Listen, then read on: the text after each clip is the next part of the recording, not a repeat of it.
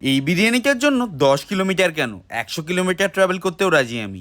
বহুদিনের ইচ্ছা থাকলেও এত দূর ভেবেই কখনো যাওয়া হয়ে ওঠে না। ফাইনালি ঈদে কোনো নিমন্ত্রণ না পাওয়ার দুঃখ মেটাতে একটা বাস, অটো, টোটো ধরে ফাইনালি গিয়ে পৌঁছেছিলাম ব্যারাকপুরের ডিবাপিতে। ভাবলাম ঈদের দিনে লোকজন হয়তো বাড়িতেই বিরিয়ানি খাবে, কিন্তু গিয়ে ভিড় দেখেই আমার তো মাথাই হালকা খারাপ হয়ে গেল।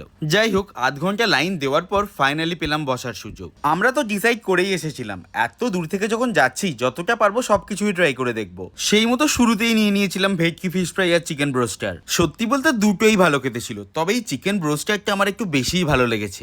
এরপরে অবশেষে এসে গেল যার জন্য এত দূরে আসা, 200 গ্রামের মাটন পিসের সাথে এরকম দারুণ একটা মাটন বিরিয়ানি। আর অল্প একটু খাওয়ার পরেই বুঝলাম এতটা ট্রাভেল করা, আধ ঘন্টা লাইনে দাঁড়ানো সবই সার্থক। সাথে আবার নিয়েছিলাম মাটন চাপ আর মাটন লিভার কষাও। এখানে এলে বিরিয়ানির সাথে লিভার কষাটা অবশ্যই খেয়ে দেখো, দুর্দান্ত খেতে। শেষ পাতে খেলাম ফিরনির সাথে ছানার পায়েসও। ফিরনি তো